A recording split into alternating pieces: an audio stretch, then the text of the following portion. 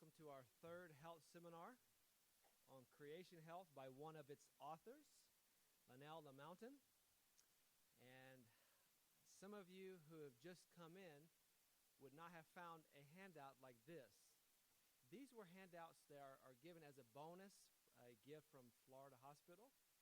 And so if you want to get these, make sure that you get here early enough, like most of you already did. It seems that those who come in a little bit later, they're missing these. But if you would do me a favor and just take one per family, because we have 90 of these. So if we have one per couple, one per family unit, then we should cover a lot more people. So if you could help me with that, I would appreciate it. Now, you notice what the topic is as we're starting out for today. What is it? Activity, okay? And we're going to be talking about nutrition today as well, but activity can actually counteract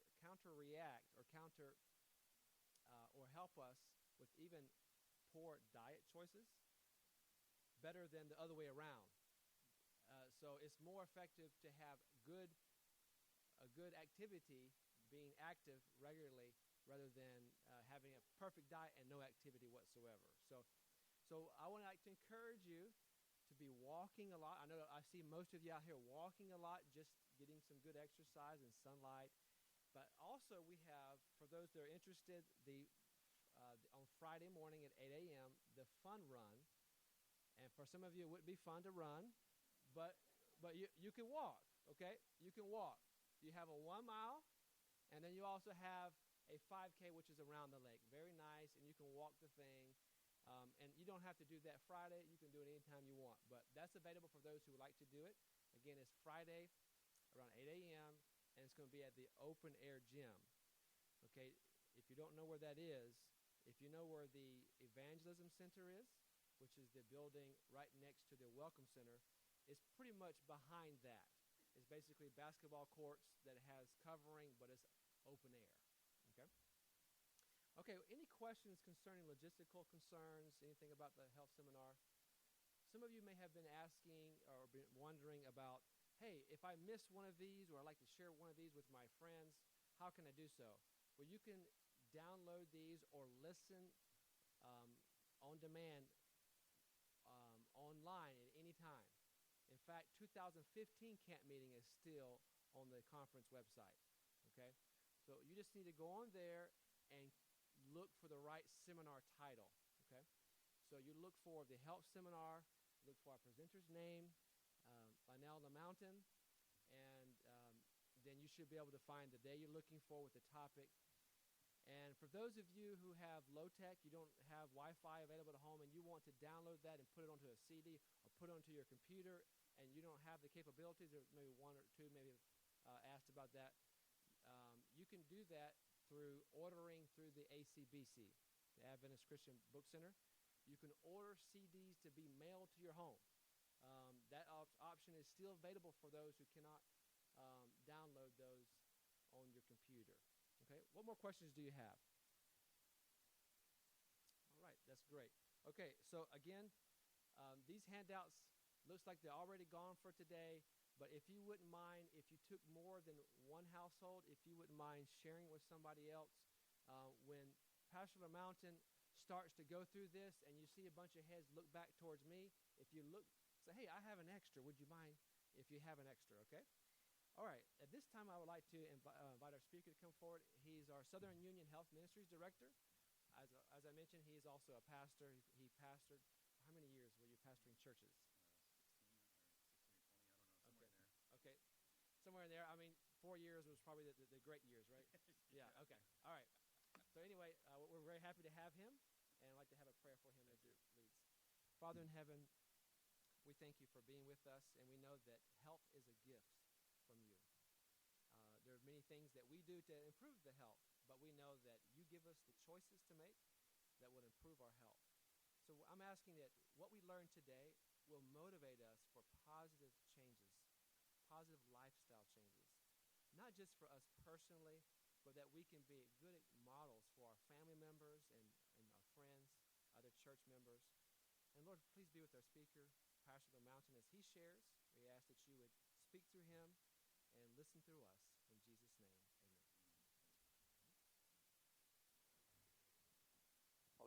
everybody? Doing okay today? Doing better than okay, maybe? Good. It's Wednesday, so camp meeting is almost half over. Finishes Saturday night, does it? Okay. How many have been here all week? How many plan on staying through Saturday night? Yeah. Good. Well, it's worth staying. I mean, Carolina Conference does such a wonderful job organizing camp meeting. You know, for me, it's so nice to see that their conference is still around, that have these week-long camp meetings. It just seems to give a different feeling to the conference, to the camp, to the fellowship. And then when you have a camp meeting like yours, you have people coming from Georgia Cumberland, Kentucky 10, from all over. It's a nice time to get together. So far this week, though, in review, we looked at the healthcare crisis in America, or the health crisis, rather. We looked at choice. We studied rest yesterday and environment. Today, we're going to look at activity and nutrition. And activity will be an easy one to go over for us. Nutrition is heavy on my heart. And I'm going to talk about that when we get there, because it seems like a lot of the challenges I face as health ministries director involves conflict amongst leaders in churches when it comes to like potluck police and stuff like that. You know what I'm saying? So I'm uncomfortable because this is going to be recorded. But as an evangelist theologian, I've got to say some things this morning, although I'm a health ministries director, because at the end of the day, our burden and desire is to see that our Father's kingdom is filled with as many of His children as is possible. We know He's in charge of that, but we are partners with Him in that, and that's the most important thing. So let's just get right to it. I don't know if I will, might show the nutrition video just so you can see the Creation Health approach. There might be some things in there that would help us. I'm not going to show the activity video. It's important to remember that when it comes to Creation Health, it's a friendship evangelism seminar, right? You remember this? It's a bridge event seminar. Our goal with Creation Health is not to give these folks a graduate level education in whole person health. Really, our goal, we do a Creation Health Train the Trainer in the conference or somewhere in the union. We'll be doing a Creation Health Train the Trainer in 2018, probably either April or August of next year. I'm not sure when. But our goal is to get people to do something. Because the two favorite things people like to do is eat and not move. And you can see what that's causing in our country. So we're trying to get people to do something. Activity, I must confess, this is a little frustrating to me. Not as frustrating when I keep reminding myself of what I just told you. Our goal is to get people to do something. But fitness is a pretty important thing. Depending on the stage of life you're in or what your goal is, it can be 100 different things. So our goal with this is just to get people to move. If you're an athlete, if you're training for triathlons or 5Ks or even marathons, this will be good information, but you're far more advanced. Understand? So you have to decide when it comes to fitness, what do you want for your life? Are you looking for functional fitness so you can get up when you fall down, or strong legs because we end up sitting down a lot of the day? You want to have functional fitness so you can move, or are you looking for something different? Have you been diagnosed, or has a doctor said your triglycerides are higher and you have risk for fatty acid, liver disease?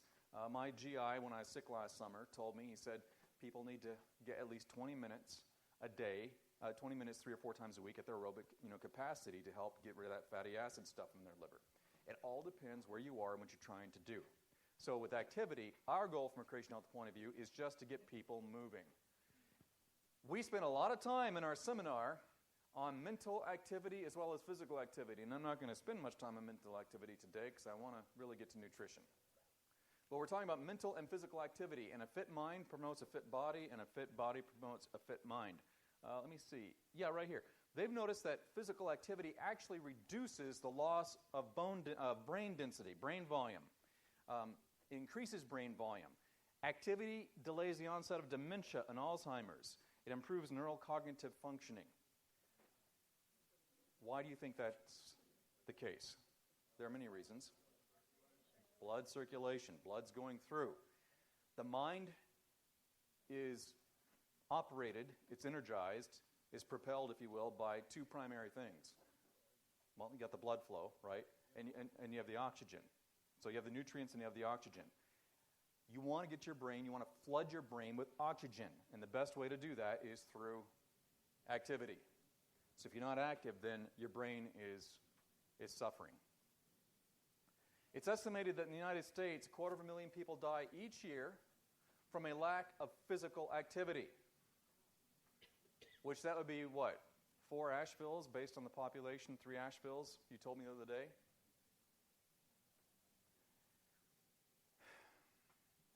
This can be debated. There are clinical professionals in the room that might have access to other data, but I show this one. That's not to say this is the end-all, be-all when it comes to the point we're about to make. I concede that. But based on this particular research project, they found relative risk of mortality from all causes in men. The highest indicator was low fitness. Smoking came second. Almost the same, but not quite. You see it? Then high blood pressure, high cholesterol, overweight, and high glucose. In studies with folks, here's what they found. And I emphasize this when I'm at camp meetings and speaking to the Adventist groups because all these years, and rightly so, we've talked about nutrition. We know a thing or two about nutrition and eating well. We always have. 160 years, God's blessed His church with a message. But what they're finding is you can not drink, not smoke, and eat fairly well, but if you're not active, you're not healthy. In fact, what they've done, very interesting research, they've taken people who smoke or drink, but they are active when it comes to physical exercise and stuff like that, and those folks are healthier compared to the folks who don't drink, don't smoke, but who don't exercise. So if we're going to teach the health message, we need to be living the health message and realize that there's something more important than just our stomachs and what we put in them or don't put in them. So, if it were me and, at the very, it astonishes me as I look at the material and everything, if there was only one thing that you would choose to do to stay healthy, it would be walking. It mystifies me the health benefits, wellness benefits that come from walking. I mean, just walking. So if you're left with only one option, walk. Try to get your,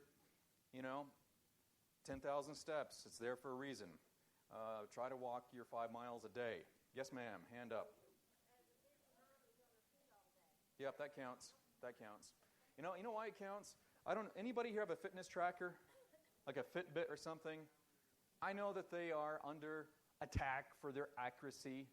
Who cares? It's better than nothing.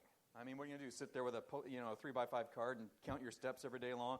So, at least it's something. And what's nice about these things is if you're biking or you're doing some other type of physical activity, whether it's whatever it might be, it has an algorithm that translates those physical activities into steps. So I do a lot of walking, but I do high-intensity interval training, and it actually translates that into the number of steps. And so this week I've been getting between 10,000 and 13,000 steps based on the workouts I've been doing. But if you only have one thing to do, choose walking. Walking, see, here's one reason why walking is so amazing. So even if you do lift weights or you're involved in jogging or running or high-intensity interval training, what walking does is walking calms the body. They're finding that walking lowers the stress hormones in the body. So just going out for a walk is a great way to kind of keep the body calm and peaceful. And so there are two things you can do. It's even better if you walk with a friend because you're bringing in the interpersonal relationship aspect, which you do. Yes, sir. Something that I heard a while back that seems to really make a lot of sense goes along with what you're saying, and that is choose your exercise which you can do for the rest of your life. Yes, amen. It does make a lot of sense. And if you're doing that, you're choosing something you enjoy. And you'll enjoy it more for a lot of people with a friend. Yes? I will. We're going to get to that. So the second thing you can do, so bring a friend. That helps. You're having that social connection, which we're studying tomorrow, which is very impressive, actually, the social connection, the power of it. Second thing you could do, though, is you can make that a time of prayer and meditation if you wanted to. So you could cross-train with these principles just by walking. I actually very much enjoy walking because it gives me a chance just to unwind and to relax. But for the goals I have for myself physically, where I'm trying to get physically, I have a ways to go because I was sick last year and all the weight I put on, and I'm starting to lose some. I've lost some this week. Walking is not going to be just enough for my goals with what I'm trying to accomplish in my life. But when I look at relaxation, stress reduction, then walking does something that those other things can't do. So I want to encourage you, if you feel like you're not physically fit, you're frail, you're weak, you can't do anything, walk, and you'll be amazed at what that does for you, especially if you have a sunny day that you're walking in, and breathe deeply while you're walking. So anyway, I'm not going to spend a lot of time on activity. I would really recommend, Brad, did you get a text back? I'm just curious. Not yet? So some of you have been to the ABC, and I think they were going to carry the Creation Health Seminar Personal Study Guide. They do. It's the big book. Yeah. And you said it's like $25? Yeah, that's the one. It's worth more than $25. I don't make a commission. I'm not here to make anybody make money. For yourself, get the book. It's worth $25. Read the section on activity, and there are self-assessments in the back on activity that are great. In fact, in the back of that book, there are self-assessments on, are you at risk for diabetes and heart disease and stuff like that. It's the best $25 you'll spend while you're at camp meeting, probably. Interval training. So for those who want to take it to a different level, here's what do you think is the most common excuse people give for not exercising? Don't have the time. And that's baloney. Because I love you, I love me, I've used the same excuse, I'm being kind, but it seems like people have time to watch reruns of Friends and Andy Griffith and whatever else I may be watching on TV, or they have time. People have time for whatever is important to them. So don't tell me you don't have time for activity. You have time. It's just you don't want to do it. They don't want to do it. I'm not saying you. People just don't want to do it. But saying I don't have the time, well, that's a nice narrative they tell themselves. For those who say they don't have the time, because sometimes you are under a time crunch.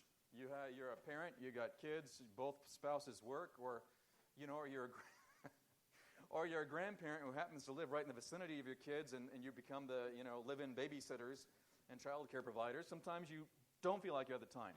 Interval training is pretty amazing. Who here does interval training? You have a few people. We have about 15 people in the room. So what are some things that you do for interval training? I'm just curious. I do what they call burst training. Good. Burst training. Where you exercise your feet and legs and arms with light weight. Mm-hmm. And you do that for 30 seconds for every 2 minutes. Okay. You have 2 minutes to do it for 5 or 6 Yep. cycles. So he says he does burst training, moving his feet really fast and weights with his hands and arms, does that for 30 seconds and rests for 2 minutes. That's really kind of close to the classic Tabata training method, which is where this comes from. Anybody else use a different form of HIIT? Yeah, if it's raining outside, bad weather, Yep. I go to the YMCA. They got all these YMCA machines. machines. Like an elliptical or a treadmill? Or a weight machine you can do it with too. Okay, so you go really hard for a few seconds, then you rest. Good for you. Smart group. Ma'am? CrossFit? You do CrossFit? You must be a beast. Man, because CrossFit's not easy. We're talking like anyway, so you're good at pull-ups and all that other stuff. Trying to? Good for you. Keep it up. Yep. Hiking on the Appalachian Trail. Appalachian Trail? Good. Hiking on the Appalachian Trail. That's like the best of both worlds we're talking about here today. Wonderful thing. Cool. South Carolina, we had a governor who did that. Yes? The HIIT? There was a hand back here. Go around the track. Oh, yes, you go fast for a while, then you, yep. Yep. You go fast, then you rest. Yeah. Okay, so you're getting the idea. I mean, I don't want to take a lot more. Don't know who's, yes? Horseback riding. There's an effect to horseback riding. You're putting your nervous system into that, and the horse is going fast, and your heart rate goes up. It's kind of exciting. I'm glad to see that you're horseback riding. I'm glad that you're here this morning. Can you repeat that? Therapeutic riding of Tryon. The special needs. They're finding the horseback component for special needs is really calming and therapeutic. We have that where we live. It's very nice. Good. I'm glad. See, we can all do something. Okay, I'll take one more. Your hand's been up a few times right there. Okay. Just steep incline treadmill, 30 seconds. Yep. So you go 30 seconds on, 10 seconds off. That's not easy for 20 minutes. Yep. Yep, I've seen that, and then so that means you're really fit cardiovascularly. To do that is because usually it's the other way around, maybe 10 seconds on, 30 seconds off, but you're doing 30 seconds on, 10 seconds off. Yeah, okay, so you get the idea. High interval intensity training is doing a few seconds, like a burst. I like the word that you used, burst. And then you rest. Classically, the Tabata method was from a Japanese researcher, an Olympic athlete, said they would do, 30 seconds for as fast as they could. We're going to see it here in a second, and then rest for 2 minutes. And they'd do like 4 cycles of that, so it wasn't very long. They were done with their exercise in under 15 minutes. And they saw that it yielded very, very good benefits. And the truth is, so there are a couple of ways to look at this. So we have 2 models here. You have the HIIT model. If you're just starting to walk and you're not very fit, then what I would suggest is try to walk faster for 10 seconds and then rest until you catch your breath. I know people are saying 30 seconds on, 10 seconds off, or 10 seconds on and 30 seconds off. Really important thing is for you to catch your breath. First thing you need to do is actually go to your doctor, because you might not know what's going on inside. And blood work would reveal a lot of risks that you're facing, if any at all. So before I did anything, and I mean this, I would go see my doctor and have my blood work done and see what fitness level I'm at. So, you can go fast for a few seconds and then rest until you catch your breath, and you can go fast again and do that 5 or 6 times if you don't have a lot of time, and that's going to do well for your body. The other thing they're finding is, this is not HIIT now, this is I'm glad you said you did it with weights. A lot of people don't associate this with weightlifting. You can do it with weightlifting too. Go to a machine, like the machine bench press, the chest press, and have a weight that you can handle and you can do the whole time, and do that for 10 seconds. You want to be careful with your form. I tore my labrum August of 2015 doing front raises at the gym because I was being stupid. And I didn't do anything about it for 6 months thinking it would heal itself, and it doesn't. So my orthopedic surgeon has educated me in the last year and a half on what I should not be doing. And in fact, when I went to have the surgery done, once he got in there and started looking around, I had surgery April of 2016. He said the bicep tendon was almost ready to let go. So when you go to the gym for you. Don't go to the gym based on what someone wants you to do or they told you should do. And by the way, a lot of the trainers at the gym, I'm noticing since I've had this surgery, and they're putting people's bodies in different positions and stressing their tendons and they don't know what they're doing, a lot of them. So do your research. And when in doubt, be on the safe side. Okay? So if you're going to do Tabata with weight training, be very careful and maybe err on the side of lighter weights. I'm not a weight trainer. I'm not a registered person there, but I have some experience with that. But what they're finding, too, is this. So if you're not using HIIT, they've found that, so if you're going to walk really fast or maybe jog, if you don't have time, they've found that if you break it up into 3 10-minute segments, you're getting the same effect as if you did 30 minutes all at one time. A lot of people like me don't like breaking it up because it interrupts the day. But if you're the type, psychologically, that doesn't matter to you, then you could do 10 minutes in the morning, 10 minutes at lunch, or you could do 15 minutes in the morning and 15 minutes when you get back if you don't have time, right? I've not looked at this, so I don't know if the research is credible or not. I just read it last week. They're finding that they think that a few minutes throughout the day will keep your metabolism up and will help with weight loss. A minute, every couple of hours. But don't make it complicated. Just go do something and try to get 20 minutes in. And if you're an athlete or trying to do something more, then what you're trying to find is, anyone here had physical therapy for their arms or legs? Few people. There are physical therapists who actually moonlight as trainers at gyms. And you want a physical therapist because they understand the force on the tendons and the joints, and they won't hurt you. Yes? There was a hand. Walking. Tommy, I'm glad you brought that up. Walking after meals is helpful. Absolutely. Reduces blood sugar spike. Yep. See, that's a really, thank you for mentioning that. He's saying walking after a meal helps with maintaining healthy glucose. They say that if you go for a 20-minute walk after a meal, especially a heavy meal, it equals 1 dose of insulin. So if you're trying to maintain a healthy glucose, healthy blood sugar levels, that would be a great time to walk after your meal. But now after your meal, it's going to be it's not going to be an aggressive walk, right? Because the blood's in your stomach and digestion is the body's main goal. But a walk will help keep your system healthy. So I love high-intensity interval training. Depending on your fitness level, determine how many times a week you can do it. I like it because it keeps the metabolism up, and it doesn't take long. In fact, I want to read this. They said, where is it? Here it is, interval training. It says, one study examined the changes in exercise capacity and molecular and cellular adaptations in skeletal muscle after low-volume sprint interval training and high-volume endurance training. Here's what they did. The participants performed 6 training sessions over 14 days. So this is kind of a small study, right? But they did 6 training sessions over 14 days. Each training session consisted of either 4 to 6 repeats of 30 seconds all out with a 4-minute recovery. So those people, they did 30 seconds or 60 seconds as fast as they could, and then they rested 4 minutes, and then they repeated that 4 times. Or a 90 to 120-minute continuous cycling exercise session. The training time commitment over 2 weeks was 2.5 hours for the interval training group and 10.5 hours for the endurance training group. The total training volume was 90% lower for the sprinters versus the endurance trainers. Both types of trainings induced similar improvements in muscle oxidative capacity, muscle buffering capacity, and exercise performance. And it says other studies have found improvements in performance in VO2 max through incorporating intervals. All this is trying to say is that if you don't have a lot of time and you don't want to spend a lot of time exercising, maybe you don't like it or whatever, you can get the same effects by pushing yourself through these bursts and then resting. Burst, resting, burst, rest, and do that for 15 or 12 to 15 minutes a day. Yep. They recommend with burst training that you only do it 90 minutes three times a week, Yep. 15 to 20 minutes at max. They do. And it will increase your metabolism Mhm. 24 to 48 hours. 48 hours, Yep.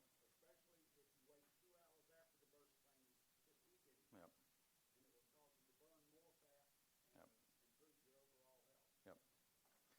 You might want to Google it. You want to do what's best for you.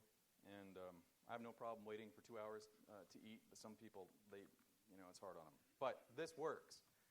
The fact of the matter is, just do something, Walk, at least get started walking while you're here and enjoy that. Okay. Spending a little more time on this than I want. Strength training. Anybody here strength trained? Good. We have a few, maybe 5 or 6. Strength training. In our video, Dr. George Guthrie is the one who teaches this video and activity. He's he worked at Lifestyle Centers of America, but he's a medical doctor, and his specialty really is diabetes, and he works at Florida Hospital. We actually co-teach Creation Health from time to time. And he says if you're just starting out, choose one exercise per muscle group, do just 8 to 10 repetitions so you feel a little bit of burn in the muscle, and you're good to go if you're just starting out. Now, if you're advanced, that's probably not going to work for this gentleman who uses weights for a HIIT routine. You're probably going to need more than that. But the point is, when you look at the biomarkers of aging, and there are 10 of them, and I'm not going to take time to read them. When you look at the 10 biomarkers of aging, the one that leads the list is muscle strength. Muscle strength is the one that kind of keeps everything working well. In fact, a couple things. Well, one thing here. They've taken people. So here's what people say. I'm too old to lift weights. Really, if they believe that, then they're misinformed is a good way to put that. They've taken people in their 70s, and they put them on a weight training program, and these people in their 70s, by the time their bodies have gotten back into it and they've built up and they've gotten strong, they're lifting weights that are as heavy as people in their 30s. So they're finding that your age doesn't matter.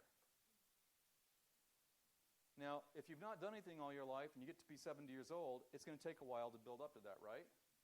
But don't let anyone tell you that because you're 70, 80, 85 that you can't do this, because you can. 90, you don't look 90, 90, you can do this, yes. Yep. Amen. Yep. See? And it helps strengthen their bones as well as their muscles, right? Because you can correct me if I'm wrong, what's like the number one risk among the elderly? Fall and break a hip. So we're trying to strengthen them so that they can be independent and not fall. The other things you can do, you can get rid of rugs in your house and stuff like that. Yep. Yep.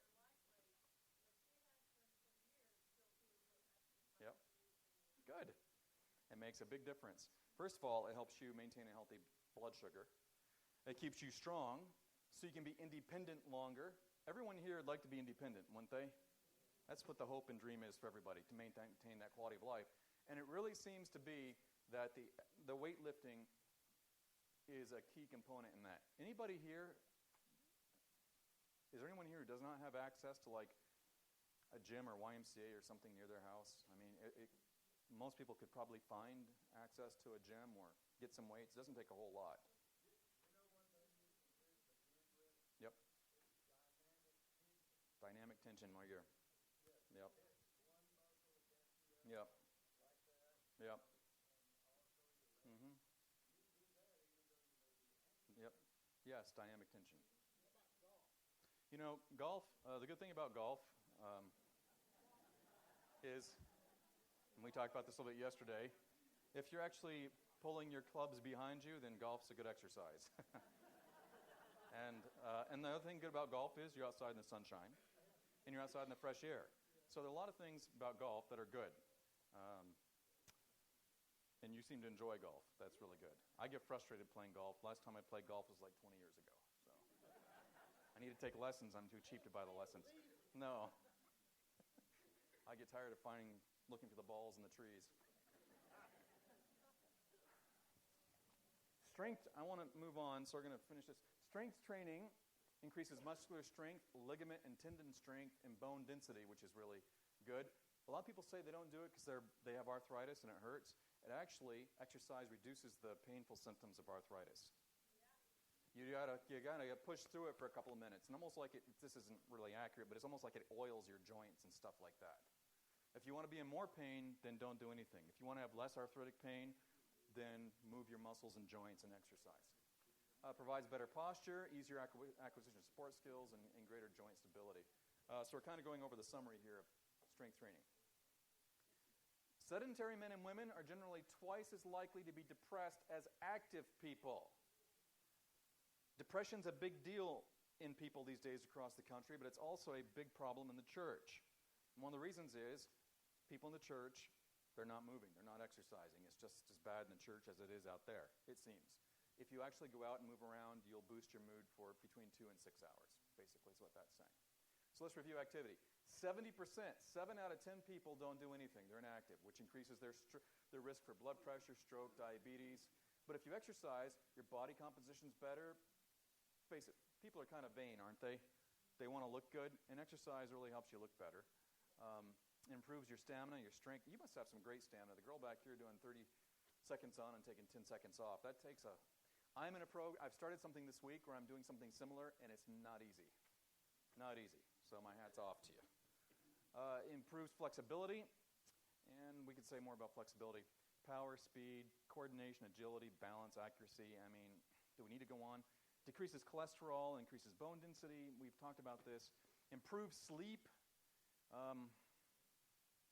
Psychological health, we talked about that. And if you just do 30 minutes of walking 3 times a week, you reduce your risk, I've read, of coronary artery disease by 50%, just walking 3 times a week. And I think, I'm not an expert when it comes to, I'm not a clinical person, but I've been looking a lot at stress. Stress is really killing people. It seems like stress is a culprit. It seems to me if you're walking a few times a week, you're really decreasing the stress hormones in your body, which is going to minimize the coronary artery disease risk. Okay, so here's where it discourages people. The national organizations say aim for 30 to 60 minutes of moderate exercise 4 to 6 days a week. Moderate exercise, by the way, is any exercise where you're going fast enough that you're not out of breath the whole time, but if you're having a conversation with somebody, you have to take a breath to keep talking with them, to keep that sentence going. That's moderate exercise. It's burning about 200 calories an hour. People look at that and they say they are overwhelmed and they just check out, they're discouraged, they're not going to exercise. Forget about what they're saying. So if you're just starting, today or tomorrow, just go for a 5-minute walk around the lake or someplace and be done with it. And this is what I tell people in the Creation Health seminar, because they don't do anything. If I tell them you need to exercise 30 minutes a day for 4 days or 5 times before we meet next week, are they going to do it? They're not going to do it. I know they're not going to do it because human nature is that way. But I tell them, will you at least one time go out between now and next week for 5 minutes on your lunch break or after you get home before you go to work and just go for a walk? Are they likelier to do it? And they do it. And what I find is, do you think they're going to actually have a pleasurable experience when they're out there walking for 5 minutes? Are they likely going to walk longer than 5 minutes? Yeah, see, that's what we want. So, if you're just getting started, just make it a goal to walk for 2 or 3 minutes, and you're going to like it so much that it'll become a habit. So don't let yourself be your own worst enemy. Hand over here. Plenty of them.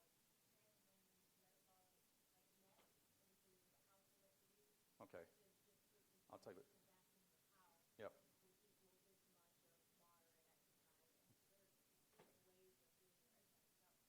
Good. She's saying there are plenty of online applications and formulas that translate your household activities like vacuuming or washing the car, whatever it might be, or gardening, translates that into how many minutes of physical exercise that would equal if you're doing walking or running or something like that. So that's what you tell your wife? Okay. Pretty brave. I see she's not here with you today in this room. You got the dog here. All right. Regardless where you are in your health, you're just one choice away today from having better quality of life in this area of physical activity. So it's up to you to make that choice. Yes, sir. I started doing yoga, and it does almost everything you said. Yep, yoga. Stress, your muscles, Yep. your joints, your Yep. balance, helps you with your breathing. And I always take my wife with me because Yep. I'm the only guy there. Yep. The only guy there, I know. You want to make sure you've got a professionally trained yoga instructor. Yep. And it's one of the best workouts you can do. Yeah, see, he's talking about yoga. He does that, and it helps with, flexibility, with your joints, with breathing. In the church, as soon as you mention the word yoga, people go nuts. So just call it a stretching class. The yoga classes I see at the gym, these are not, what do they call those guys? Yogis? I don't know what they even are called. But it's not a religious thing where people are trying to convert you into, I don't even know what they believe. Is it Hinduism? I'm not sure what they're teaching. It's basically a stretching class, and it's filled with women because they're more limber than guys. But if you actually go, it will help it'll help lengthen your muscles if you can do it. And I want to do more stretching because I'm very tight and inflexible in my muscles. So good for you. Anyway, it doesn't matter. Yep. Hey, just got a text back from our ACBC manager. Yep. Yes, the Creation Health Seminar personal study guides are available at the ACBC here for $25. $25. Okay, good. So they're there. All right, we're going to go on to nutrition, and I don't think I'm going to show the DVD. How long is the DVD? Can you tell? Does it show on there?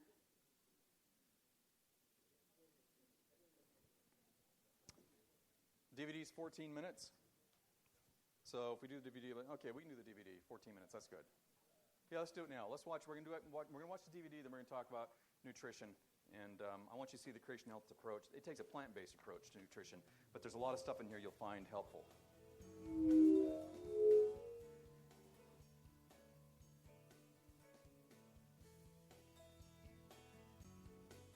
Of all the ways we have to be creation healthy, nutrition is perhaps the most powerful. Would you like to be happier and more energetic, stronger and healthier, substantially decrease your risk of disease? Then start here. Improve your nutrition. And you can start small. There was a man who was 100 pounds overweight. He was too self-conscious to even attend the nutrition classes his employer offered. So he met with the nutritionist personally for help. The first week, she asked him to record everything he ate. After reviewing his food journal, she suggested he start eating one piece of fruit every day. But what about the pound of fudge I eat every day? Shouldn't I stop? Don't worry about it, she said. It'll take care of itself. And it did. He started achieving his weight loss goals because of this simple but powerful principle. When you keep filling your life with positive things, soon there will be no room for negative things. He didn't give up his pound of fudge all at once. He replaced it, little by little, by simply adding something healthier every day. But what about your diet? Can you make a positive addition today? Maybe eat more of creation's wonderful fruits and vegetables. How about adding a couple of glasses of water? Can you start eating breakfast more regularly? My point is, choose to start just by making a few small positive changes in your diet. And don't beat yourself up over all the unhealthy stuff. Focus on the good, and you will succeed. Dr. Winnie King brings home some new perspectives to this incredibly important aspect of living. Food is the energy that makes it possible for our body to regenerate and grow. To get better results, all we have to do is fuel our body with better food. Human blood cells only live for about 4 months, so our body is constantly replacing old blood cells with new ones. Thousands of new cells regenerate in our body daily. That's why fueling our body with the highest quality of food helps to create the healthiest cells. So we should enjoy a variety of foods that are prepared in fresh ways. A balanced approach that adds colors, textures, and flavors is best. Different foods equal different nutrients. We should also guard ourselves against diet gimmicks, tricks, and trends. Ask, how is this different from what I know is a balanced diet? And how will this affect my health overall? If it proposes dramatic changes from a regular eating schedule or from normal foods, then don't fall for it because it isn't a healthy diet. Think back to the creation story. The original diet we find is plant-based. Have you ever wondered why God gave us a vegetarian diet in the beginning? He wants what's best for us. So he gave us a diet that helps us live life to the fullest. It's a diet that energizes us. It prevents disease while creating and maintaining our best health. The original diet we find in Eden had a ratio of 60% carbohydrates to 14% protein. And what are some benefits of this diet? Well, for starters, it's high in fiber.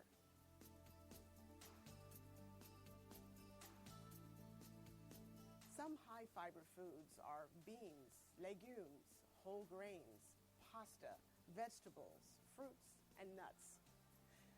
Fiber makes us feel full, which means we don't eat as much. High-fiber foods help us achieve and maintain a healthy weight. A study involving more than 74,000 women showed that those who ate more whole grains weighed less. Research also shows that eating 3 servings of fruits daily helps with healthy weight loss. High-fiber foods cause blood sugar to rise slowly, requiring less insulin to process the meal. They also slow the emptying of food from the stomach, increasing the absorption of simple sugars in the small intestine. Other benefits of a vegetarian diet that's high in fiber include lower serum cholesterol concentrations, lower risk of heart disease, reduced blood pressure, better glycemic control, which reduces the risk of diabetes, and improved digestive function. And it's a fact that a vegetarian diet leads to the lowest risk of cancer, period.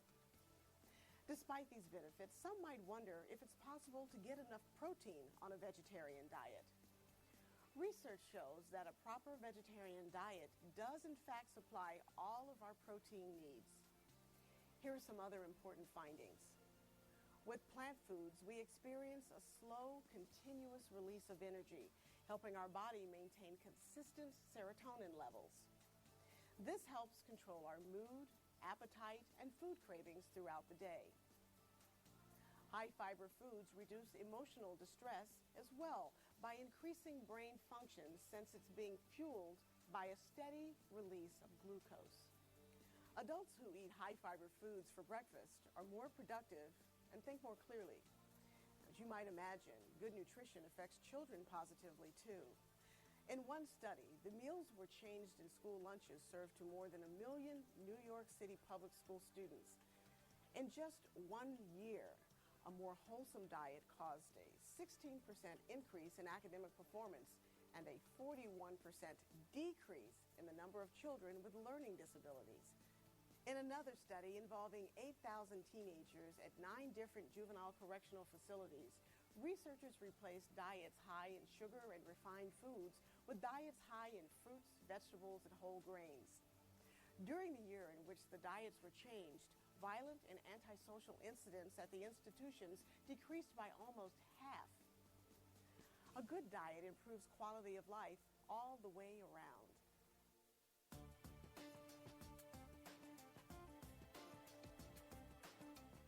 Before fast food became a way of life, we enjoyed fast foods that were even faster and easier to eat, such as apples, bananas, and almonds. Nature's nutrient-rich fast foods come in a spectrum of colors. Purple, red, and blue fruits and vegetables are rich in phytochemicals called anthocyanins. These rid the body and brain of free radical damage. Orange, yellow, and green vegetables are rich in stress-lowering carotenoids. How important is fruit and vegetable consumption? Well, the World Health Organization reports that nearly 3 million people die each year simply because they're not eating enough fruits and vegetables. 5 servings a day is all we need. 20% of all cancer is preventable by eating 5 servings of fruit and vegetables daily. Here's some tips to get you started. Eat broccoli. This vegetable wins top honors when it comes to promoting health. Ounce for ounce, it has more vitamin C than an orange and as much calcium as a glass of milk. 1 medium sprig of broccoli has 3 times more fiber than a slice of wheat bread. It's also one of our richest sources of vitamin A. Consider these benefits. Broccoli minimizes the risk of cataracts and helps protect against strokes. It contains a substance called isothiocyanates, which stimulate the body to create its own cancer-fighting substances. Isothiocyanates also block the growth of melanoma skin cancer cells. People who eat the most cruciferous vegetables have a much lower risk of prostate, colon, and lung cancers, even when compared to people who regularly eat other vegetables. Other cruciferous vegetables, such as kale, cabbage, and cauliflower, contain compounds that signal our genes to increase enzymes that detoxify the body. In a study of women in Singapore, a city of high levels of air pollution, non-smokers who ate cruciferous vegetables lowered their risk of lung cancer by 30%. Smokers who ate them reduced their lung cancer risk by 69%. Want a simple way to detoxify your body? Eat cruciferous vegetables like kale, spinach, broccoli, turnips, cauliflower, collards, bok choy, and cabbage. Bottom line, fruits and vegetables protect us from disease, and they create a higher quality and quantity of life. But let's move on to another food, beans. Beans are a great source of protein and fiber, and they're low in calories and fat. Eating beans reduces the risk of heart disease, stroke, helps with diabetes, and helps prevent cancer. A University of Kentucky study found that men who increased their bean intake for 3 weeks lowered their cholesterol by 19%, which reduced their risk of heart attack by 40%. Also, drinking soybean milk more than once a day decreased the risk of prostate cancer by 70%. Now, what conclusions can we make based on the research we've covered in this section? One of the easiest, quickest, and most effective ways to feel better and stronger is to color your diet. Eat at least 5 servings of different color fruits and vegetables a day, and you'll feel better and have more energy.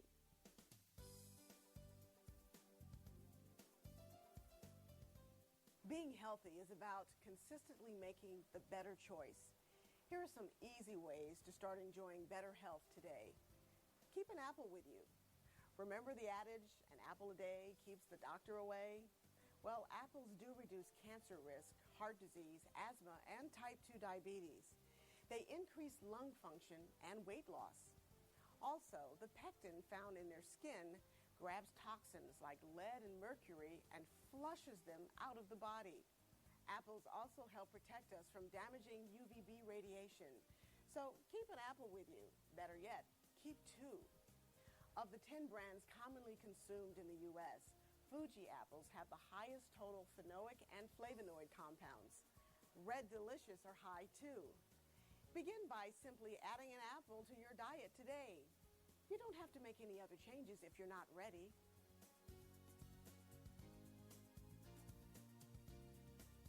Besides keeping an apple with you, grab a handful of almonds. Studies show that eating 5 or more servings of nuts a week reduces heart attack risk by 51%. It also cuts the risk of dying from coronary artery disease by 44% compared to eating nuts less than once a week. Almonds and walnuts in particular help fight Alzheimer's disease. Additionally, nuts are a good source for choline, a brain-boosting chemical. If you're looking for a simple way to feel a lot better now, then separate some almonds or walnuts into individual servings in bags. And as you're headed out the door, take a bag or two with you. Eat them for a quick snack or when you're hungry.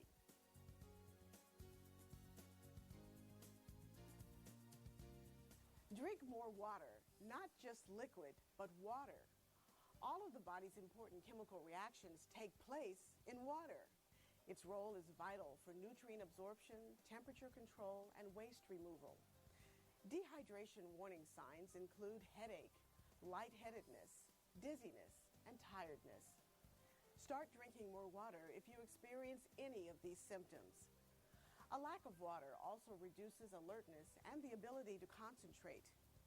Getting enough water reduces certain cancer risks and is also vital for metabolizing fat, making us thinner.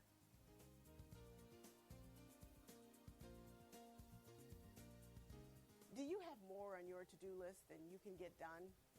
Then make time for a healthy breakfast because it increases your production output. Take a few minutes for a bowl of oatmeal and some fruit. This sharpens your mind and fuels your body for hours with energy. Here's a thought.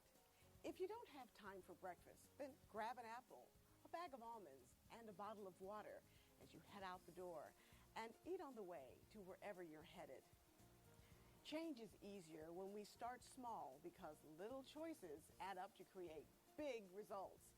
So take action today and start living your life to the fullest with better nutrition. Our guiding principle here has been keep filling our life with positive things until there's no room for negative things. In other words, let the good squeeze out the bad.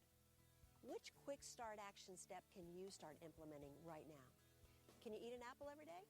Or find a handful of almonds or walnuts? Can you plan a quick, healthy breakfast for tomorrow? What about water? Where you start is up to you. Start small to reap big results and begin living a healthier, stronger, and more energetic life today. That's Creation Health.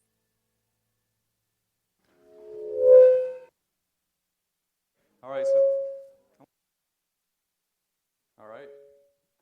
Okay, good. So, did you learn anything on that video that you didn't know before? Or were you glad to be reminded of something you might have been forgotten? You forgot about? Yep. Over here, a hand.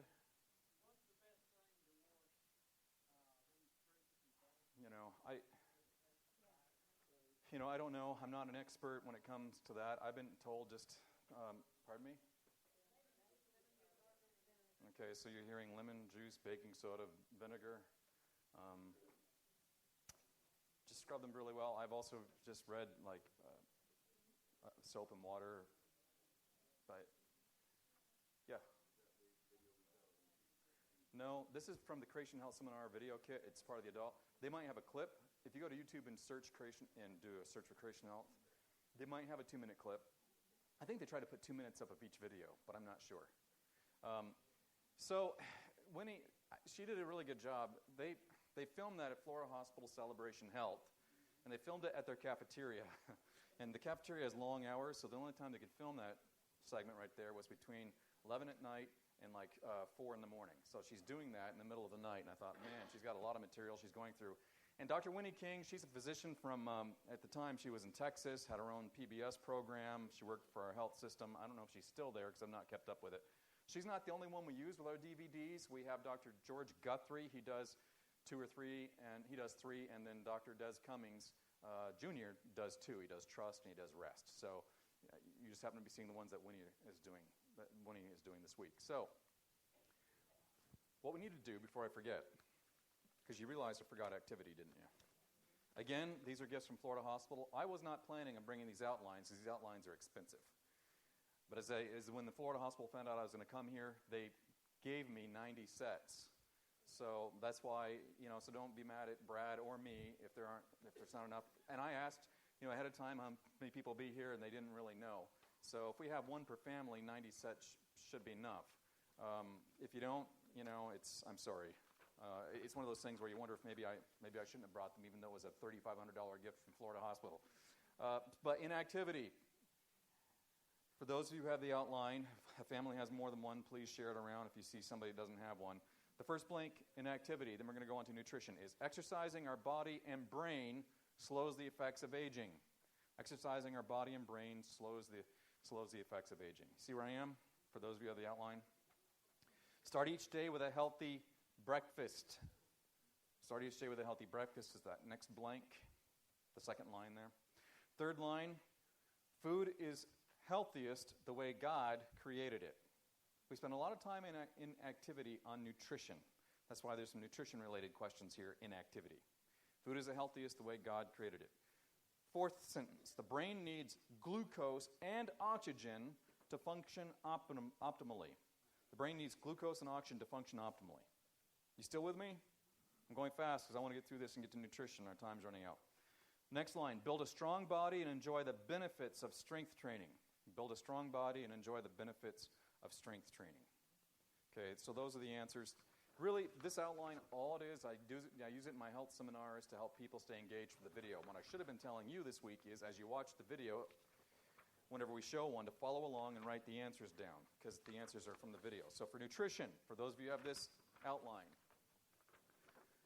the first blank, many of you probably remember this, fill your life with positive things, and there won't be room for negative things. The guy with the fudge, the apple, that she told there, which is a real story. Fill your life with positive things, and there won't be room for negative things. We spend too much time telling people what they can't do or shouldn't be doing.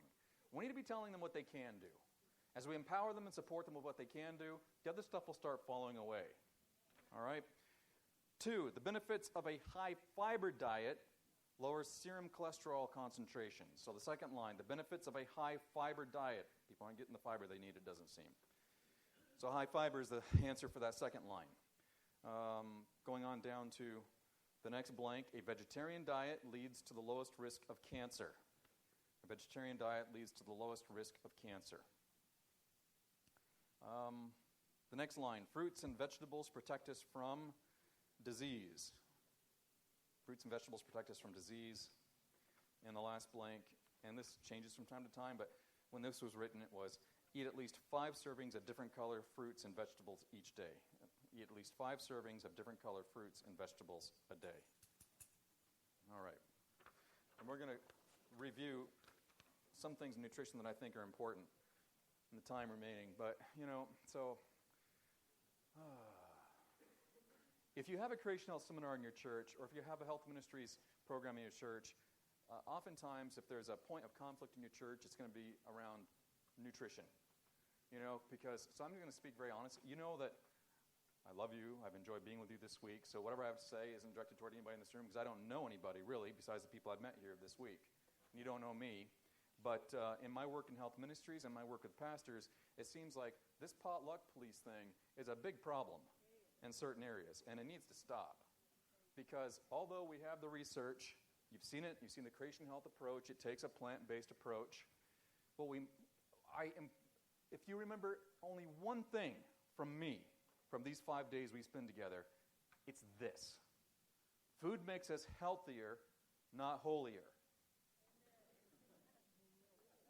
I heard someone say that. I didn't come up with it, but I agree. Food makes us healthier, not holier. If food can make us holy, the devil would find a way to make himself holy by eating apples or zucchini or whatever it is that food would make him holy. And people always throw in your face, well, you got Daniel and the 3 worthies. Yeah, I get it. But the diet didn't make them holy. It might have made their brains clearer, but it was the Holy Spirit who made them holy. There's no shortcut to holiness. It comes from God, our Heavenly Father, who has the power to even make a day holy, like the seventh-day Sabbath. Broccoli cannot make you special and set you apart. But God can. I didn't really give a lot of energy to this until I had my son. Garrison, Jennifer and I had him. He'll be 10 in July. And up until then, I avoided this whole thing. Up until then, when I was pastoring those 16 or 20 years, I think it was 16 years, I can't remember now, it's all running together after a certain point of time, I didn't hold one health event in my churches, whether it was Georgia or Florida, because I didn't want to deal, I'm going to talk to you frankly here, We're talking as brothers and sisters in Christ because my burden is for the lost. I didn't have one health event in my churches because of the support issues and conflict it would cause with people who are so enthusiastically dietaric with diets that it would have a negative effect on the people I'm trying to reach. So an example would be, and I'm not here beating anybody up today. That's not my intention to humiliate or embarrass or make anyone feel ashamed. I have very good friends who are vegans, who are passionate about their health. You've got, and by the way, Bill Clinton's really the one who made it famous, I think, the veganism. Once he came out and said he was vegan, everybody wanted to be vegan, it seemed a number of years ago. So, there are well-known people of great influence who have made these dietary choices. So this is not to be anything against anybody or anything, but here's the thing. So my folks retired to a church, and Dad will be 84 this summer, and at that church, a particular family took over, and they started monitoring stuff people brought to potlucks. If they saw it had cheese in it, they wouldn't put it out. If it had sugar in it, it wouldn't be put out. It got to the point where if they could figure out what type of pan you cooked it in, like aluminum, they wouldn't put it out. And I'm thinking, really? And, so this, I ignored this for most of my adult life until I was 40 and had my son. And then it became very personal to me. Because I got to thinking, I have one regret. I allow myself to have one regret in life, and it's this: that I waited so long to have my boy. Jennifer and I were busy. When she started working with Mark Finley back in 1995, she was gone almost 200 days a year. I was pastoring shortly after that Jacksonville Mandarin Church. I had a team of 3 pastors. We grew from 400 to 800. We tripled attendance, and everything was going well. We had a plan, and we were working it, and we weren't playing. This isn't a slam to my golfing buddy over here. We weren't playing golf 3-4 times a week. You're retired. You can play golf as long as you want. It doesn't matter. We were working. So we were trying to say to ourselves, when in the world can we have a family? I mean, how do you make that work logistically? And so we waited and waited. And so when I was 39, I told Jennifer, I said, we're not getting any younger, and if we're going to do this, we got to do it. And just figure out how to do it. And for those of you, if we have young people in the room who are wondering when they should have kids, have them sooner than you think you should have them, because you'll figure it out. So we waited so long that we actually we had to use IVF. And Lord bless with IVF, on the first try, Jennifer got pregnant. And our son was born July of 2017, July 17th, actually 2007, July 17th, 2007. And as soon as he was born, I'm holding him, and my heart, your parents, your grandparents, your heart just opens up and just melts all over the baby, and you're just so in love. I'm thinking to myself, I could have had this relationship 20 years ago, because we got married. We'll be married 27 years this December. We could have had him in my 20s. And I waited till I was 40 to have this precious child. What am I thinking? It's not that I don't have the energy or the stamina. I have enough energy to power this camp. People have to keep up with me. Energy is not a problem with Lynell, LaMountain. You got it? My son will have to keep up with me, hopefully, until he's in his 20s. I hope to stay that active and young and healthy, barring, something happening to me. So my regret is we waited so long because I could have been enjoying him all that time. And now I'm thinking to myself, if Jesus delays his coming, I want to be as healthy and vibrant as I can to enjoy every minute and day as much as I can with him while I'm here on earth before I die.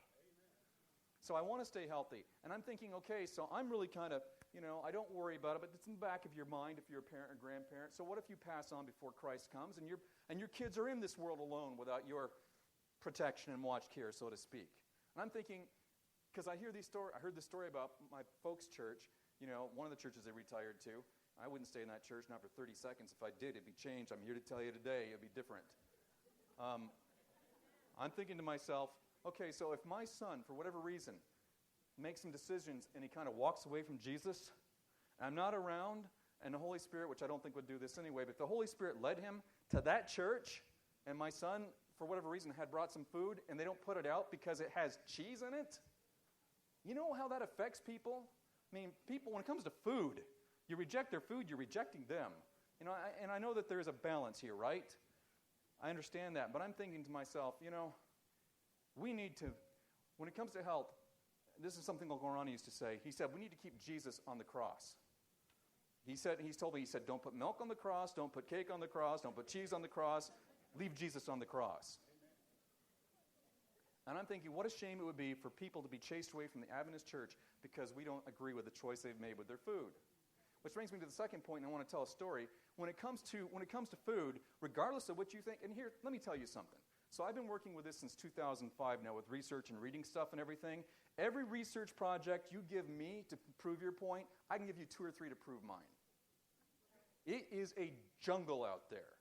So at best, what you're looking for evidence-based material that's done with gold standard research studies, that has a large sample size, a lot of people involved in those studies, that's longitudinal, it has double-blind, it has control groups. You're looking for those types of studies. So at least you have some credible information to try to make your decision based on. You see what I'm saying? Don't go to the bloggers and don't read most of the books you're seeing on the shelves. They don't know what they're talking about. There's something in it for them, and they're using some shoddy research to try to prove a point that, if you look at evidence-based research, just can't be supported. So anyway, this whole thing, we have to remember this. I make it really simple. And people argue with me, and maybe it's because they think I'm not arguing. I'm passionate about not wanting kids like my son lose out on heaven because the church thinks cheese is a mortal sin. You see where I'm coming from? If you want to eat whatever you want to eat, I don't care if you're vegan. I don't care what you choose not to put into your mouth. That's up to you, all right? But it's not up to you to chase people away from the church because of your dietary standard. Thank you. That being said, when it comes to our potlucks, I don't know if you noticed, but food allergies are going up and up and up and up, and whatever we have at our potlucks, it would be a great thing if the ingredients were listed on it. Take the African American population, for instance. Upwards of 50% of them have dairy allergies. So some people are vegan not because of a religious choice, whatever. It's because they just can't stomach it, literally, right? And it'd be good to have those ingredients in there. You'd know him if I could tell you his name. Was it Don Hall? I can't remember. Don't quote me on that, but I think it was his wife. Celiac disease. And some Adventists thought it was just in her head. And she was at potluck, and they didn't tell her that there was gluten or wheat in something. She ate it and had to be taken to the hospital. So what's going on here, folks? So let's make this really simple. And I have people throw stuff in my face everywhere I go, but I'm fighting this battle because I'm protecting my son. As jealous as I am toward my boy, God feels that way toward everybody on this planet because we're all his kids. So here's what it is. The Bible gives us 3 choices when it comes to diet. If you want to be what we call vegan, be a vegan. People say that's what the diet was in Eden. Plant-based vegan diet. Bible says if you want to eat meat, eat meat. But here are the guidelines for the healthiest meats, detailed in Leviticus 11. And by the way, Leviticus 11 is not just the Mosaic law, because unclean clean was with us when? The flood. All right, but if you want to get detailed about it, look at Leviticus 11. That's where it's detailed and explained which meats to avoid if you want to have the healthiest body and mind and everything. So you can eat meat if you want to eat meat. If you follow these guidelines as outlined in Leviticus 11. If you want to be a vegan. And if you want to supplement with dairy products, you can supplement. You have people eating goat milk and goat cheese and this stuff, part of God's family throughout salvation history. The Bible gives 3 choices. We should not be prohibiting what God allows. There is grace there. There's room there. So if some people come to your church and they say, yeah, I'm not going to adopt that dietary lifestyle, leave them alone. If you want to bring them over and give them some, if you're a vegetarian, say they eat meat, but you want to help them become vegetarian, and you want to bring them over to your house and give them a sample of some delicious vegetarian dishes, well, do it. But don't make them feel like they're a third-class Seventh-day Adventist. You know what I'm saying? It's got to stop because it's hurting the work of God, I think. So I might just end, because you've seen this, I just might end with a couple of stories.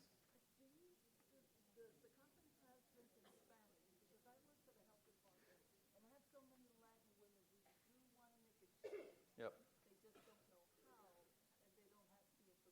Florida Hospital actually have dubbed that in Spanish, so you'd have to contact them. So I don't know if it's in subtitles or if there's someone talking, but they do have it in Spanish. I got to tell you an experience Yep. I had when I first became an Adventist. Yep. And coming from a Latin mind of thinking, Yep. when you say we don't eat meat, Yep. I translate that no comemos carne. Yep. Carne es carne, pescado es pescado,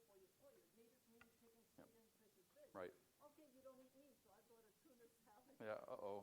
Oh, Yep, I was so embarrassed. I know. Got 1,000 deaths. I know. The comments that were made. I know.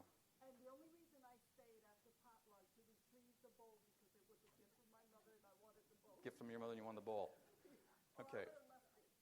I understand. I'm not going to take any questions. Thank you for the comment. I'm going to try to finish. You just triggered a story. I'm going to try to tell you 3 quick stories in 6 minutes.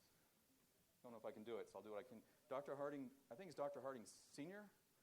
I heard someone tell a story about him. He was visiting a church. After church, they put him through line first in potluck, like they always do with the speaker, though we don't want to go first. We want to make sure there's enough food for everybody else, but they force you to go through first. And the lady doing the potluck said, here are 2 macaroni and cheeses, and she made a big deal out of letting him know, and this one has real cheese in it. I mean, she made a big deal of it. And he knew that there was some agenda going on, so what he did was he thanked her for her help, and he took 2 big servings of the real macaroni and cheese. Didn't take any of the other. So after when potluck's finished afterwards, he's sitting there, people talking to him. The last person in the room was this young lady in the corner, and she's just weeping. And he goes over to her and he says, can I help you? Is something wrong? And she said, and so she told me, she said, that's the first thing anyone in this church has eaten that I brought. That was my macaroni and cheese that you ate today. She said, I was baptized 6 months ago, and today is the first time I felt like I was a part of this church. Over macaroni and cheese? Are you kidding me? A church can't embrace a new member because they don't think she should be eating cheese? Really? So he told the pastor, he said, you know what? You have a problem. Your potluck leader is doing this, that, and the other thing. So the pastor talked to the potluck leader. She was firm. She wasn't going to change because although they'll say it's not a moral issue, they almost approach this like it's a moral issue. And so turns out that the pastor called up Harding, and he says, you'd be interested to know what's happening. He says, we have a new potluck leader. The lady wouldn't change. And he said, do you know who our new potluck leader is? There's a macaroni and cheese girl. You know?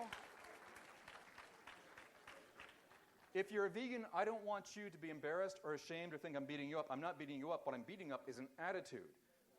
And not every vegan's that way. Dr. George Guthrie, if you see the videos, he's a vegan. And he's one of the nicest Christians and most beautiful human beings I've ever met. So it's not a I'm a vegetarian and I'm better than you because you're vegan and you have a bad attitude. No, because it's not that. It's certain people who turn things into things. It has nothing to do with a diet. It's just like this mindset. 2 things. Uncle Ronnie was at a camp meeting, and Uncle Ronnie, he could have had improvement in his health, I know. But we laid him to rest 2 years ago. He said he finished preaching on John 20, the disciples beside the sea once more after the resurrection, and Jesus had a fish breakfast with him. And he said, I preached that sermon, and he said, afterwards, I knew I was in trouble, because he said these are his words. He doesn't mean it disrespectfully, but you know how he is, because you've heard him preach here. He said, this little old lady, little beady eyes, made a beeline right for me. Said her hair was in a bun, she was wearing her Ascension socks, and I knew that she was coming for me. And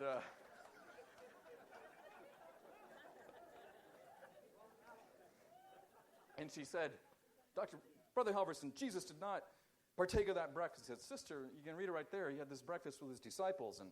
And she looked at him and she said, well, Jesus didn't have the spirit of prophecy. And she just stomped away.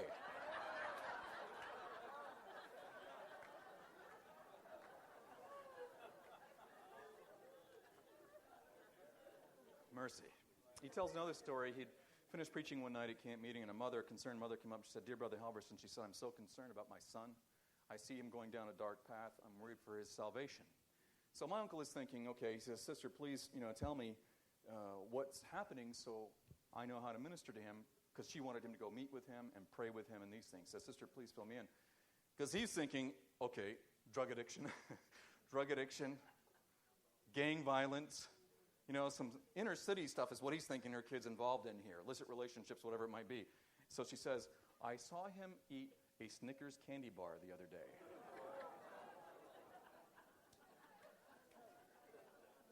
And he told me, he said, Lynell, I knew at that point that she really needed the grace of Jesus, and I ministered to her in that moment because it wasn't her son who had the problem. But ever after that, I don't know if you've heard him, in his sermons after that, he started talking about there'll be a Snickers tree in heaven. It was a result of that conversation with that lady. And at his funeral 2 years ago, I really miss him. at his funeral 2 years ago, they, during his funeral, they gave out these little bite-sized Snickers candy bars. Forest Lake Church, hundreds and hundreds and hundreds of people there eating Snickers candy bars. So, you saw what Creation Health's approach is to diet. It's a plant-based approach. It's an evidence-based approach. All the research they cite in there is gold standard research. It's evidence-based. And it's some of the best research that's there. This field of nutrition is an ongoing battle because there's always new research coming out based on the new things we're learning about the body and everything else, right? My goal for us as church members and church leaders is we honor the choice that God gave people, that regardless of the choices they make, whether we support them or don't support them, that at least we support that person and love them and enfold them with arms of grace and accept them because Jesus is. And never make, and to always keep Jesus on the cross because we realize that food makes us healthier, not holier. And as we keep that orientation, eat what you want to eat. You know what I'm saying? If you want to eliminate certain foods from your diet, that's fine. But salvation is more than just our stomachs. You know what I'm saying? You see I'm not trying. It might have seemed like I'm trying to pick a fight. I have some righteous indignation in me when I think of my son or other kids might being chased away because of something like that. As if any parent in here would, I think. But you understand I'm coming here to you in a spirit of grace and love. I'm really trying to be that way. You understand what I'm saying today? The Spirit? Okay, good. Then I've kept you 1 minute over. It's time to quit. I'm going to stay here and I'll take questions. But thank you for being here today. Tomorrow we're going to do interpersonal relationships and trust in God. So let's pray. Father God, we thank you so much for being here this morning. And we thank you, Lord, that, man, your grace is so powerful, and you love us no matter what, and you love everybody out there. And I just pray that you'd use us in here to be attractive, magnetic, winsome vessels of your grace so that people can experience you through our walk with you and want to have you and want to have you with them forever. Please use us, Lord, to be good examples and good messengers of the grace and love of Jesus Christ. And may they see that in all that we do. And may your will be done in our lives and in the lives of those you've called us to work with. Please bless my friends as they leave this place. Bless them through this day with energy and strength and clear minds. And we give you all the glory. In Jesus' name.